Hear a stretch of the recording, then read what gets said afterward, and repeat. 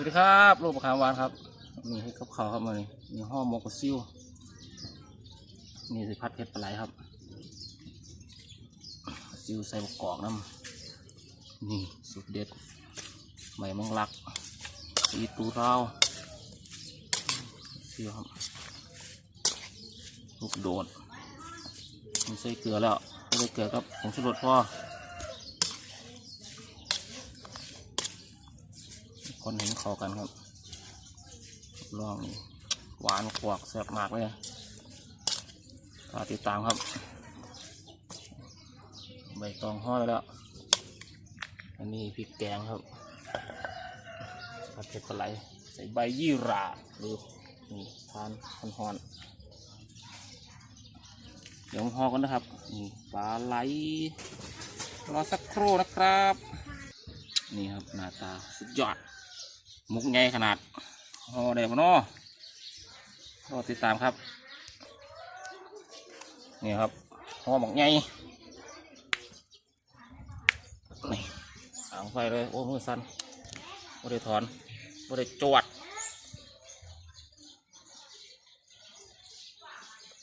รอจักกู้อัตวิทย์ครับมือกล้องพิการตอนนี้เลี้ยงอยู่มาครับผมสุกแล้วอุ้ยฮ้อนยังไงวะ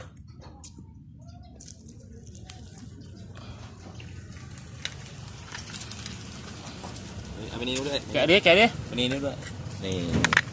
นี่ต้มหอยกินกับลำมะฮุ่งครับผมการเทต้มหอยจานเทแกะให้เบิ้งเอาปืนโอ้สุกหอมเทเลยบุกคนหุยเลย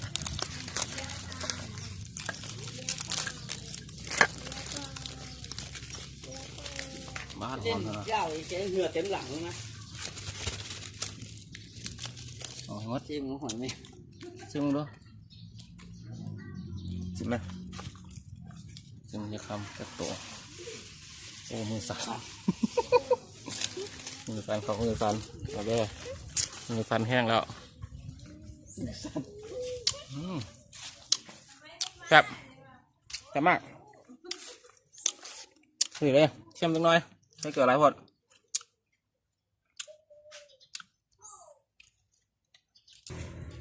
นี่ครับโอ้โหสีสันน่ากินมากเลย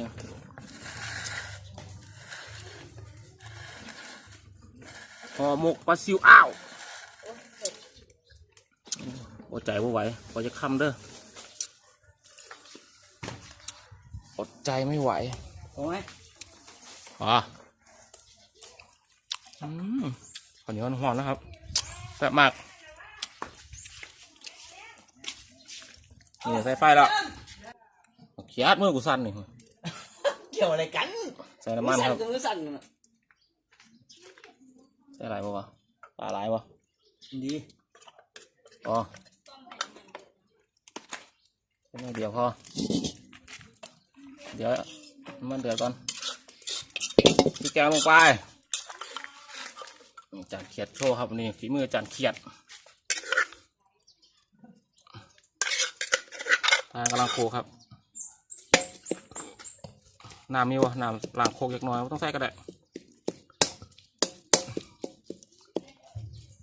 ใจเย็นครับใกล้เดือดแล้วจะเผาเหรอเอาใส่ที่หลังใจเย็นครับพี่ถามหาก่อนโอ้เขาเตรียมไว้พร้อมเรียบร้อยหมดแล้วห่อนจานเขียดน้ำใส่ไหมต่อไปครับปลาไหลที่เราเตรียมไว้ลงไปใส่ปลายขีดเอาเลยครับจานเขียดแข่งซุ้มอะไรนะซุ้มอะไรนะพี่ดีเลิศซุ้มดีเลิศครับซุ้มดีเลิศโอ้พ่อกินได้ไหมเนี่ยเอ้ยแดงโลขนาดนี้เคยกินได้หรือโอ้ไม่กินละเอาไปให้พ่อสักหน่อยเย้เลยลืมข้าว ใส่ไปเรื่อยก่อนครับให้ปลาหมึกปลาไหลมันนั่งก่อนให้มันร้อนๆใส่ก็ได้ก่อนเดี๋ยวให้กระทะมันร้อนเลย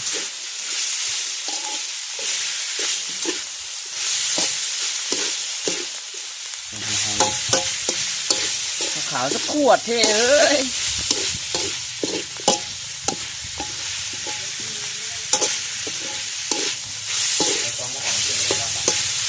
ไป เท่ก็ไม่เอากลับมาให้โอ้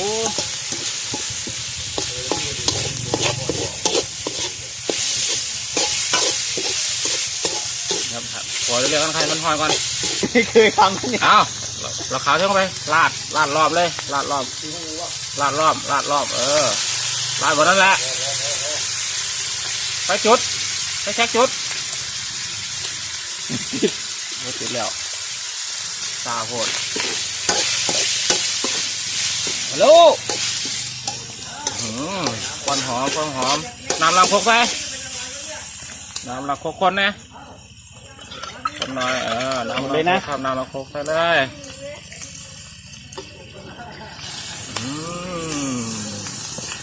ยอดจามแล้วครับจามแล้ว กินเหล้าสุดยอดเดี๋ยวไข่แตกไม่ได้ไปเที่ยวหรอก หนีดิ หนีดิ เจ้า แกวอ ก อก ด แล้ว มือเลยครับ ไปหานอนเป็นตึ้งไป เดี๋ยวพากินข้าวแล้วพาไปนอนนะ อย่าคาเชือกดีกว่าหน่อย ไอ้จอยอะไร ใส่ไปเลย เด็ดไหม พี่ฉีกแล้วใส่ไปเลยใส่มะกรูดใส่ลงไปกระชายมันต้องใส่หมดใส่อีกหน่อยนิดนึงพอพริกสดพริกซอย พี่ซอยก็มาวางคืนกิน นั่นน่ะ อะ พ ไร ริก นี่ ไทยเม็ด รูดไหม รูดเลย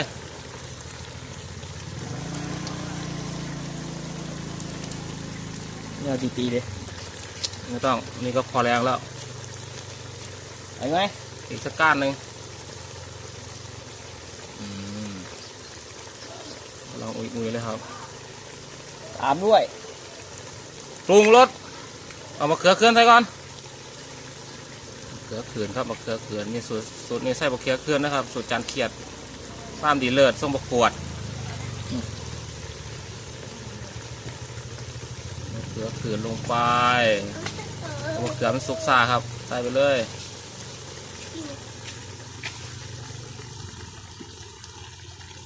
มีสูตรเพชรบูรณ์ด้วยวงชุ่มเอื้อนเห็ดบุญครับเอื้อนขอพรรษาปรุงรสเลยครับปรุงรสใส่ทีหลัง อะไร ใส่ซอสหอยก่อน ก็หอยนางรม ใส่ซอสหอยลงไปพอ น้ำปลาก็ไม่เอามา หมาอยู่ด้วยล่ะ ไหนดูมาน้ำปลามาให้เด้อ เอามาอยู่นี่น้ำปลา ระวังเค็มนะใส่เกลือไปเยอะอยู่นะ ใส่ไปเลยพอแล้วก็ชูรส เยอะน้อย ใส่หน่อยใส่ลอยใส่ไปเลย ไม่ได้กินอีก พอไหม โอ้ยพอติเลียนเสร็จแล้ว พ่อจะกินได้หรือนี่ หอมหมกเสร็จแล้วเอาเฉียดซิม พ่อเดี๋ยวห่อหมก เฉียดซิม ติ้ม ซิมเลยดิ ซ่าเดี๋ยว เอาเดี๋ยว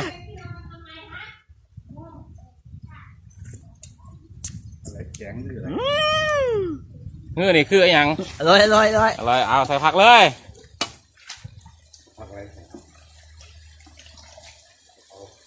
นี่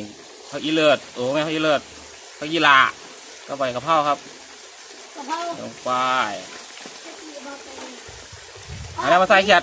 หาแนวมาใส่ กินไข่ดาวนะ ดีดิเก่ง ล่าง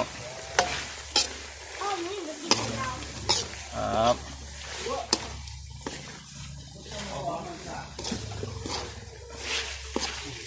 จะเท่งเอาอะไรต้มหอยเนี่ยต้มแล้วเหรอข้าวเหนียวพี่สุกยังวะนี่ครับโอ้โหหนากินมากเลยครับยอดเลยมาเด้อครับแซ่บแอมแซ่บมากรับรองข้าวเหนียวสุกแล้วมั่งแม่งเลยตักเลยตักวันนั่นแหละยก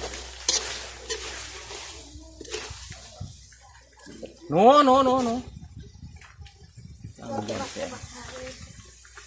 ตอนนี้อยากกินไข่ดาวเลือกเองดีกว่า มาใส่นู่นก็ทาใส่เลย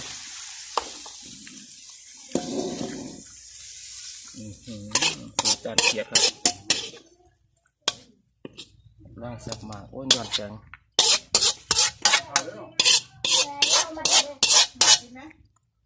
โอเคครับพร้อมเสิร์ฟหมูกระซิวครับว่างถือลูกโดดด้วยเหรอพ่อเผ็ดเด้เข้มจังเลยถึงกับเขาพอดีเลยมันว่าแซ่บ ไม่เค็มดอกกันนั่นแต่ตูนไว้เค็ม นี่พ่อใหญ่ศูนย์กินข้าวครับหมกปลาซิวกินผัดเผ็ดอะไรบ่ได้มันเผ็ดโพดกินเผ็ดบ่ได้ครับผู้เฒ่ามันก็ย้อนแสงว่ะแสงอยู่ทางไหนวะนี่แจ่มแล้ว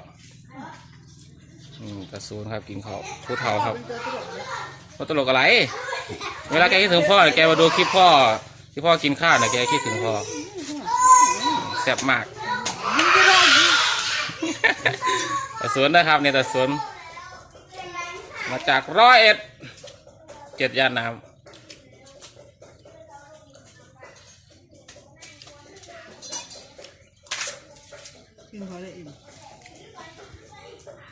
นี่ลูกสาวครับผู้หายเมียผู้ใดบุ อะไร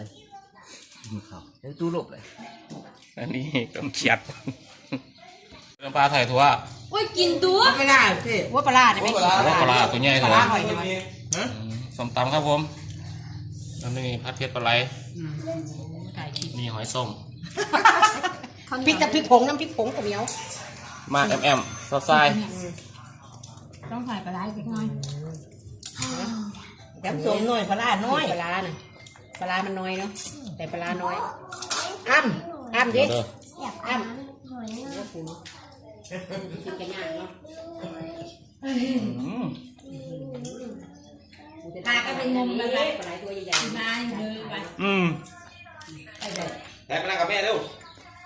ครับ ฝนตกที่แรกไงเลยเดี๋ยวมันเจอปลาไหล ก็แบบว่า เอา ผู้พ่อแบบ ขังแล้วก็รู้ว่าปลาไหลตาย ผมก็เด็กใส่ตะยุ ครับครับ กินว่าบีบมะนาว หอยเป็ดเนี่ยแซ่บขนาดหอยเป็ด กินนั่งที่ถ่าย ไหนครับปลาไหล โอเคเปรี้ยวจะถ่ายได้ยังใส่เนาะปากมันไม่มีรสชาตินะพี่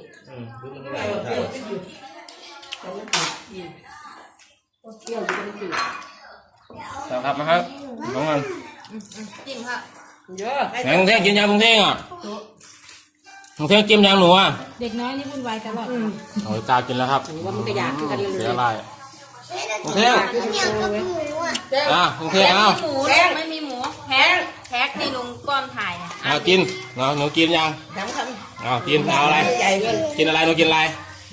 มะนาวอ่ะ ส้มตำครับตรงเท่งมากแห้งย่างคำพอกินดีๆเอายัดกินเอายัด แห้งเนี่ยเรื่องใดวะเนาะแซ่บมาก แซ่บ ยกมือแค่นี้แหละครับฝากกดไลค์กดแชร์กดติดตามช่องโลบขาวาด้วยนะครับคลิปนี้สวัสดีครับบ๊ายบาย บ๊ายบาย บ๊ายบาย บ๊ายบายจ้ะ